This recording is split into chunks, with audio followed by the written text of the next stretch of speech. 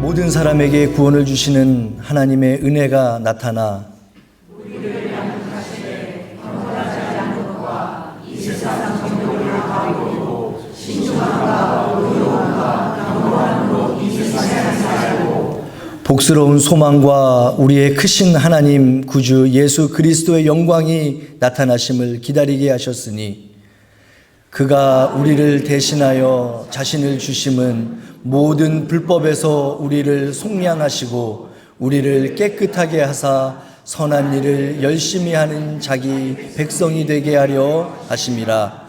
아멘. 하나님의 말씀입니다. 할렐루야. 아멘. 네. 필립 얀시라는 미국인 크리스천 작가가 있습니다. 이 사람이 지난 1995년에 쓴 우리가 알지 못했던 예수, 원어로는 The Jesus I Never Knew 라는 그 책은 1996년 복음주의 기독교 출판협의회에서 올해의 상으로 선정이 되었죠. 이 책에서 필립은 예수님이 누구셨고 또 왜 이 세상에 오셨고 또 그분이 가시고 난 다음 이 세상에 남긴 것은 무엇인가를 탁월한 문체로 잘 표현하고 있습니다. 필립은 그의 책 가운데에 예수께서 탄생하신 일에 대해 아주 특이하게 이렇게 묘사하고 있습니다. 그거를 제가 조금 의역을 해서 여러분에게 전해드리면은 이렇습니다. 세상 모든 것을 만드신 창조주께서 그분이 만드신 피조물 가운데 한 부분이 되셨다는 사실을 도대체 누가 이해할 수 있겠습니까?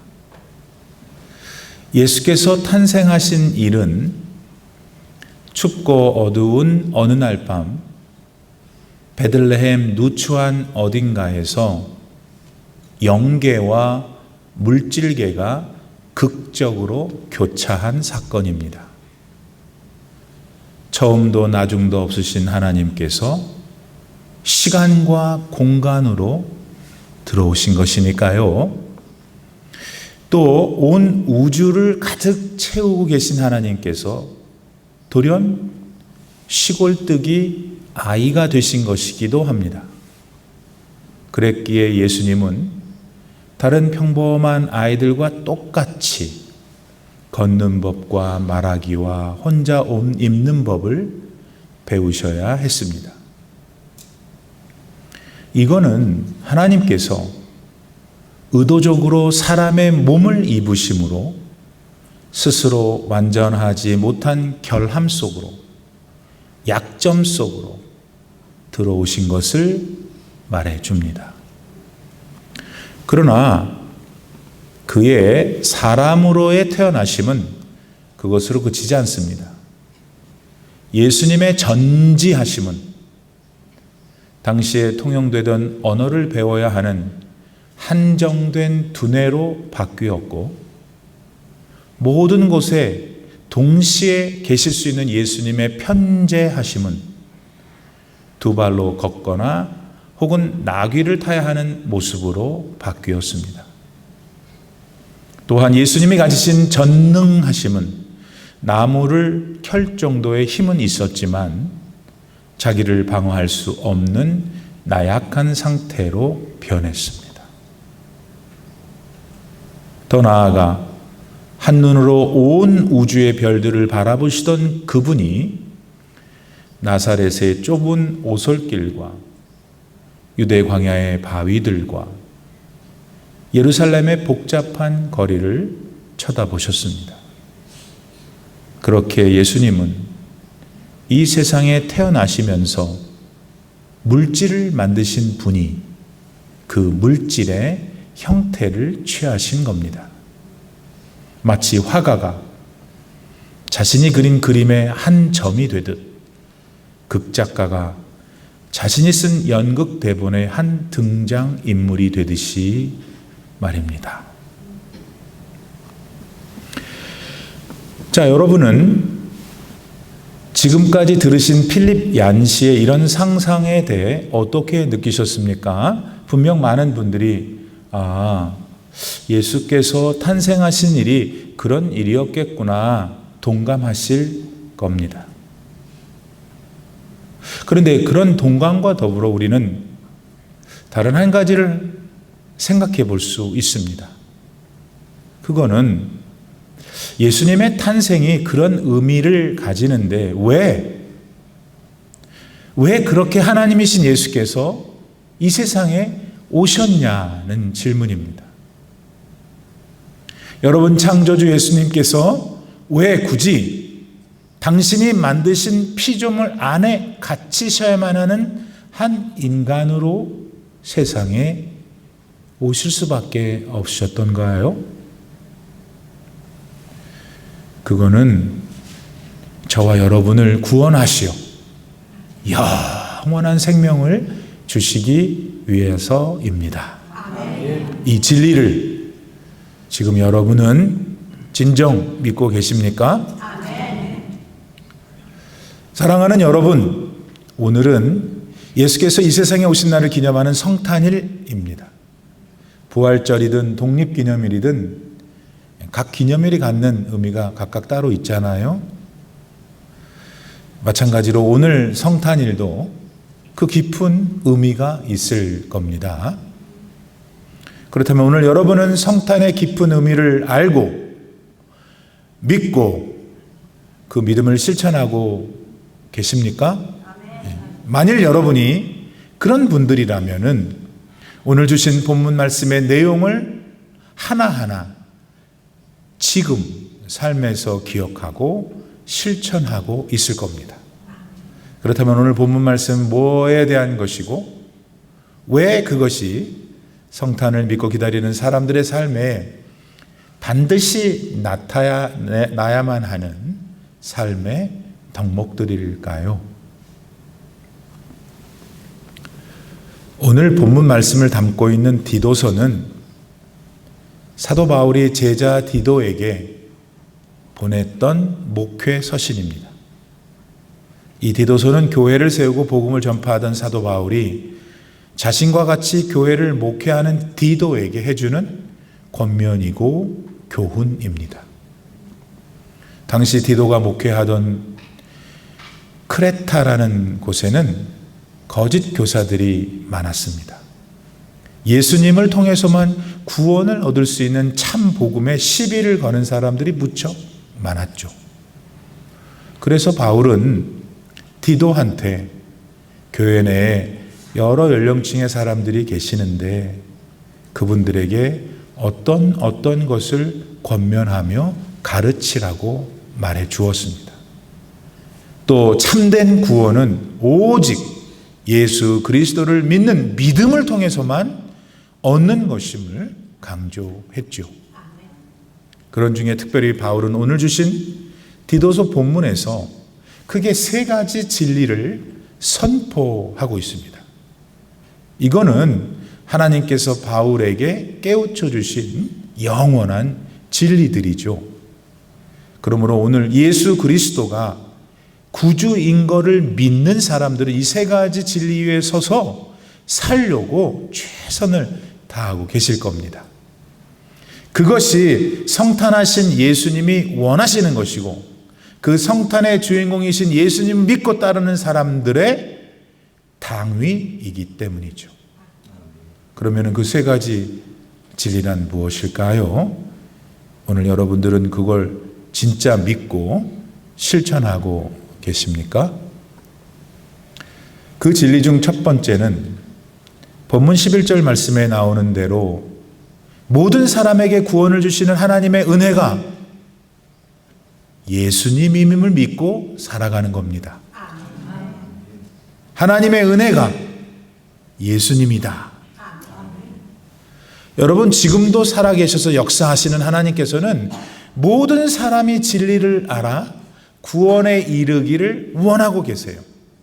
그래서 우리 인간에게 죽음을 가져다 주는 죄로부터 벗어나서 마침내 죽음을 이기고 다시 살아나 영원히 살 수 있는 길, 그거를 만들어 주셨습니다.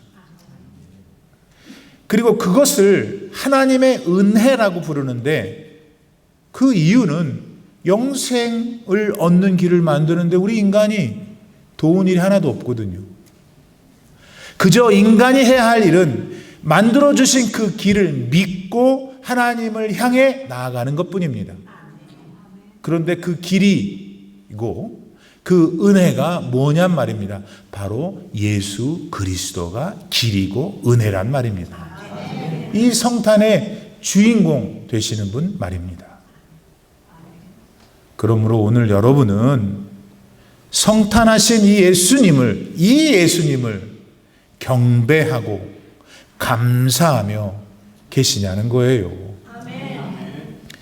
그렇다면 여러분의 저 깊은 영혼 속에 보이진 않지만, 여러분도 스스로 알지 못하지만 여러분에게 존재하고 있는 그 깊은 영혼 속에 예수님만이 여러분의 죄를, 여러분의 사망을 두려워하는 마음을 다 쩔쳐내시고 구하셔서 영원히 살게 해주실 것이라는 것을 조금의 의심도 없이 지금 믿고 계시는 겁니다.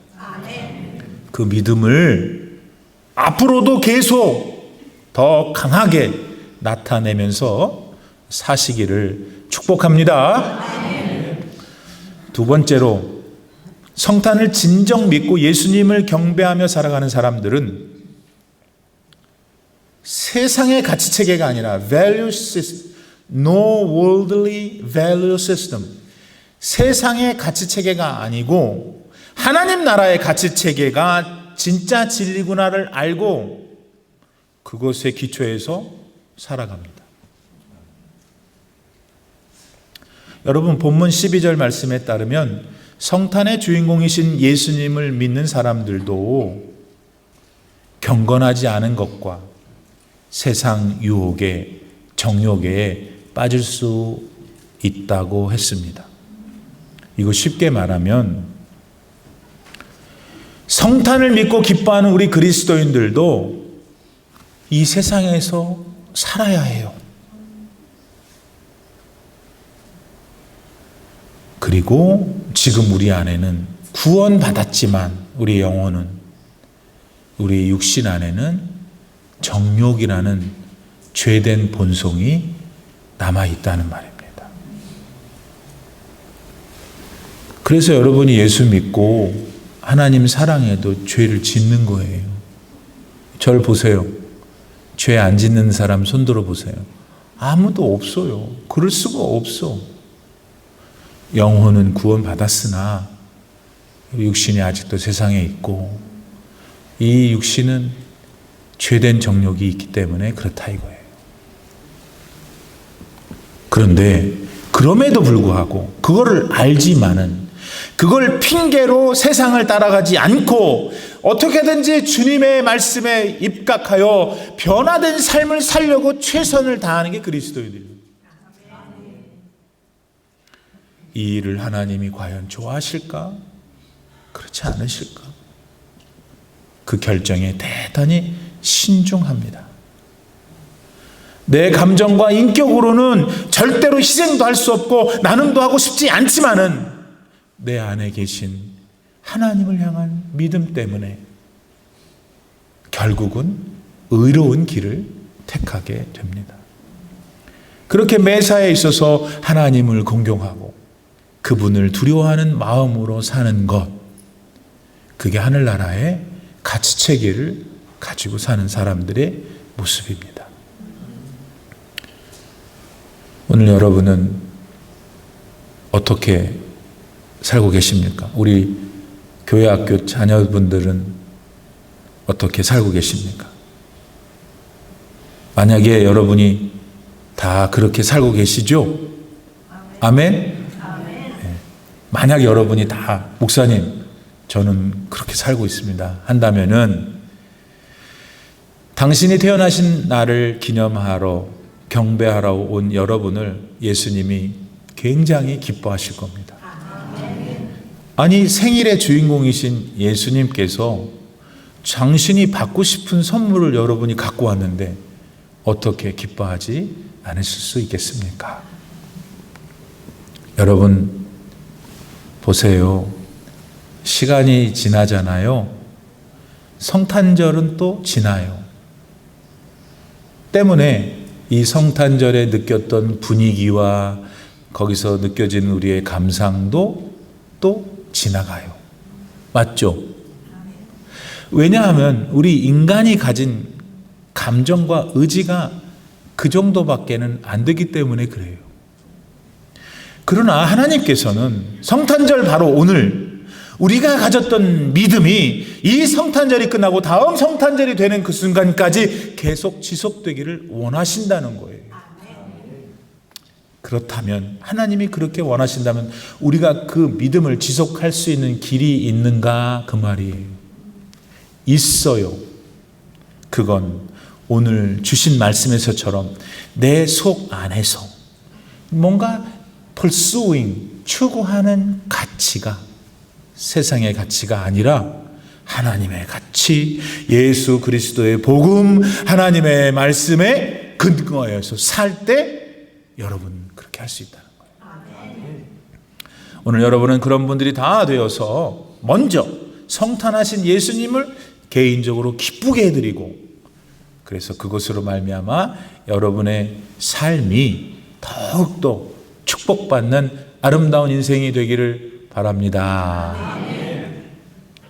세 번째로, 성탄의 주인공이신 예수님을 진정 믿는 사람들은 위대하신 하나님과 예수 그리스도께서 이 땅에 다시 오실 그 희망의 날을 믿고 기다리며 삽니다. 여러분, 왜 예수께서 재림하시는 날이 도대체 우리에게 희망의 날일까요? 그 이유는 죄로 물든 이 세상에는요, 완전한 평화, 완전한 사랑, 완전한 공의로움이 있을 수 없기 때문이에요. 여러분, 오늘 저와 여러분이 사는 세상을 조금만 더 주의 있게 돌아보세요. 과학 문명의 발달로 우리가 사는 일상은 여러 가지 면에서 전례 없이 편리해진 것은 사실입니다. 그러나 우리가 솔직히 요즘 느끼고 있는 보다 근원적인 불안은 과학 문명이 발달하지 못했던 예전보다 훨씬 커요. 왜냐하면 우리가 대하는 사람들이 더 무섭고 더 잔인해져서 그렇습니다. 죄송하지만 우리가 그랬는지도 몰라요, 지금. 며칠 전에 뉴욕 지하철에서 어떤 사람이 이렇게 잠을 자고 있는데 다른 어떤 사람이 그 사람한테 불을 질렀어요.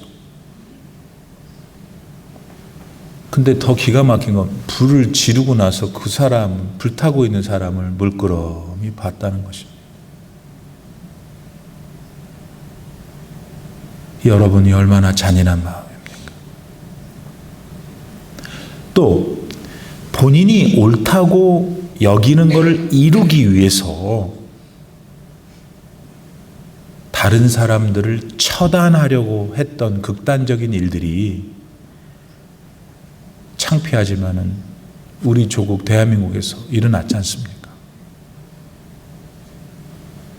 서로 양보하고 이해하고 서로 대화를 나눠서 부족한 점을 인정하고 다 같이 잘 사는 세상이 아니라 네가 어떻게 되든 말든 나만 잘 먹고 잘 살면 된다는 극도의 이기적인 욕심이 무슨 신처럼 되어버린 오늘의 세상입니다.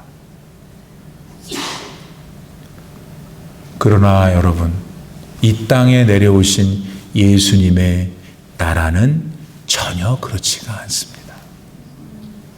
어린 아기가 독사의 굴에 손을 이렇게 넣어도 아무 일이 일어나지 않는 평화의 나라입니다. 여러분은 그걸 믿고 가고 싶지 않으세요? 사자와 소가 같이 플레이하고 이리하고 양하고 같이 노는 그런 세상이, 그런 나라가 완전한 평강의 나라잖아요. 예수 그리스도의 나라, 하나님의 나라가 그런 나라고, 여러분 곧 우리가 갈 겁니다. 따라서 우리는 그분이 다시 오시는 재림을 학수고대하는 것입니다. Looking forward to His coming back again.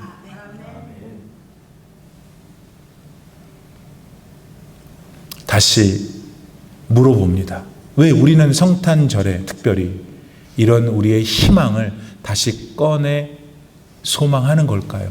이유는 세월이 갈수록 솔직히 우리 개인의 삶 안에, 우리의 인류의 삶 안에 하나님만이 이루실 수 있는 오늘 본문 말씀에 나오는 그 복스러운 소망이 너무너무 간절해져서입니다. 사랑하는 성도 여러분, 그러므로 성탄일을 맞는 우리 그리스도인들은 이런 참된 진리 위에서 지금 서 있는 여러분을 더 단도리 잘해야 해요. 단도리를 잘해야 되는 거예요. 성탄의 주인공이신 예수님이 누군지를 여러분 믿고 온 사람들 아니에요. 그러니까 그 믿음에 대해서 뭐 또 오늘도 생각할 게 뭐 있어요. 믿는데 더 중요한 것은 그 믿음으로 살아가고 있는 여러분을 단도리를 잘해야 된다는 거예요. 그래서 그 진리에 서서 그 거룩한 삶을 살면서 그리스도께서 우리를 본향으로 오라고 부르시는 그날까지 지구력 있게 살아야 합니다. 신앙은, 그리스도인의 믿음은 마라톤과 같아요. 42.195km를 다 지나야 마라톤을 한 거예요. 42km만 가면은 아쉽지만, 수고했지만 완성 못한 거 아니에요? 오늘 여러분 성탄을 몇 번째 맞습니까? 본인한테 카운트 해보세요. 이제 얼마 안 남았어요. 내가 나 싫어하는 거 알아요, 이 소리 하면은. 그렇지만 그것이 우리가 생각하기 싫어하는 거지만 그건 사실이에요. 주님의 나라에 갈 건데 뭐 그렇게 나쁘게만 생각할 게 뭐 있어요. 오늘 그런 삶을 살기로 말씀을 통해서 재차 결단하며 나아가는 성도님들한테 이제 제가 어떤 성도의 한 시를 알려드리고 설교를 마치려고 해요. 우리 교육부 아이들은 한국말이 조금 옛날 분 말이라 어려울 텐데 또 영어로 하고 계시니까 잘 들으시길 바라요. 그 시는 구상이라는 사람이 쓴 시인데, 구상이라는 시인은 1919년생이세요. 대한민국 문학상을 받으신 분이고 예수님을 믿는 신실한 분입니다. 이분이 쓴, 그래서 소개해드릴 시의 제목은 성탄을 쉬운 번도 넘어 입니다. 제목이 성탄을 50번도 넘어. 읽어드리죠. 성탄을 쉬운 번도 넘게 맞이하고도 나의 아내는 권능의 천주만을 모시고 있어 저 베들레헴 말구유로 오신 그 무한한 사랑 앞에 양을 치던 목동처럼 순수한 환희로 조배할 줄 모르옵네. 성탄을 쉬운 번도 넘게 맞이하고도 나의 아내는 허영의 마귀들이 들끓고 있어 지극히 높은 데서는 천주께 영광, 땅에서는 마음이 좋은 사람들에게 평화, 그날 밤 천사들의 영원한 찬미와 축복에 귀먹어 지내고 있음네. 성탄을 쉬운 번도 넘게 맞이하고도 나의 안에는 안일의 짐승만 살고 있어 헤로데 폭정 속 세상에 오셔 십자가로 완성하신 그 고난엔 외면하고 부활만을 탐내 바라고 있음네. 성탄을 쉬운 번도 넘게 맞이하여도 나 자신 거듭나지 않고선 누릴 수 없는 명절이여. 기도하겠습니다. 하나님 아버지, 예수님을 세상에 보내셔서 죽을 수밖에 없는 저희들을 살려주시고 자녀 삼아주시고 그 믿음으로 오늘도 살게 하시며 복스러운 소망 가운데 살다가 주님 품에 안아주실 것을 생각할 때 참 기쁘고 감사하고 감격스럽습니다.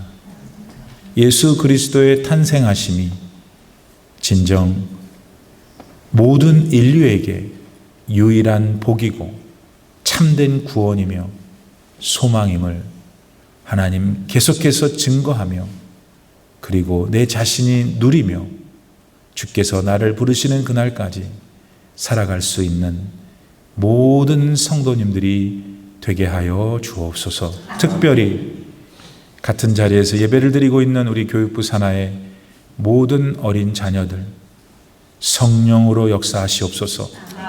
언어와 문화가 달라 모든 것을 제대로 이해하지 못한다 하더라도 하나님의 성령이 감동하여 이들의 심령 속에 예수 그리스도 구원의 영이 충만하여 이 험난한 새말에 하나님께 쓰임받는 아름답고 귀한 존재들로 자라게 축복하여 주옵소서.